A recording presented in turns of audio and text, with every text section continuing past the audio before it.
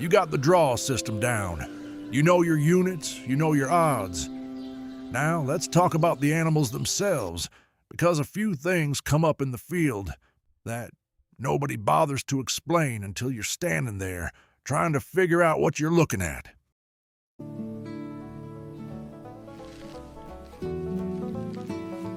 Start with deer. Brow tine and eye guard are the same thing. Two names for the same piece of bone. It's the first tine off the main beam, the one that sweeps forward closest to the animal's head. In the field, it does exactly what the name suggests. Protects the eyes during a fight. Whether you call it a brow tine or an eye guard, every hunter in camp will know what you mean. Where it gets interesting is the counting.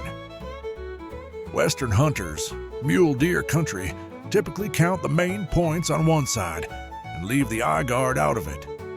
A 4-point buck out west has 4 main points per side. Eastern hunters count everything, including brow tines. That same deer described as a 4-point in Wyoming might be called a 10-point back east. Neither is wrong. They just grew up in different country.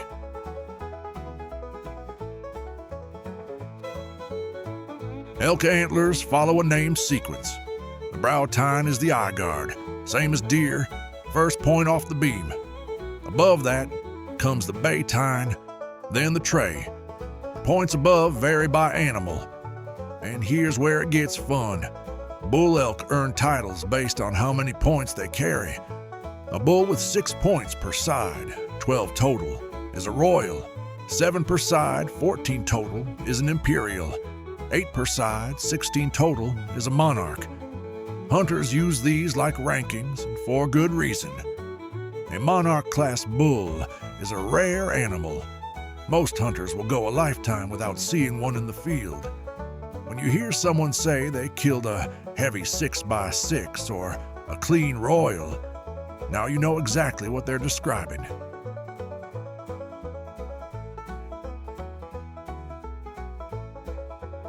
Now, pronghorn. Here's where the terminology shifts entirely, and it matters. Pronghorn don't have antlers. They have horns. That's not splitting hairs. The two structures are built completely differently. Antlers, which deer and elk grow, are solid bone. They branch, they shed every winter, and they regrow from scratch every spring.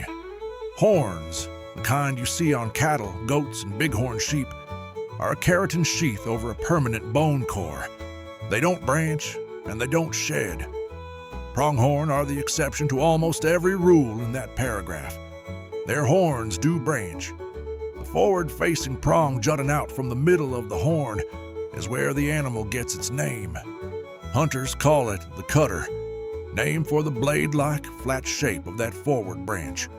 At the top, the main beam curves sharply inward and back. That's the tip. Prong, cutter, tip. 3 parts. And once you know them, you can describe any pronghorn buck's headgear to anyone in the field. The pronghorn is also the only animal on Earth that grows branched horns and sheds the outer sheath annually. Not the bone core, just the sheath. Every year. No other animal does that. 3 animals, 3 different sets of hardware.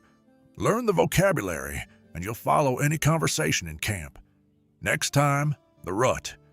3 animals, 3 different windows, and why it matters when you're picking your seasons. The gold is there. Go find it. Find your vein. The tagprospector.com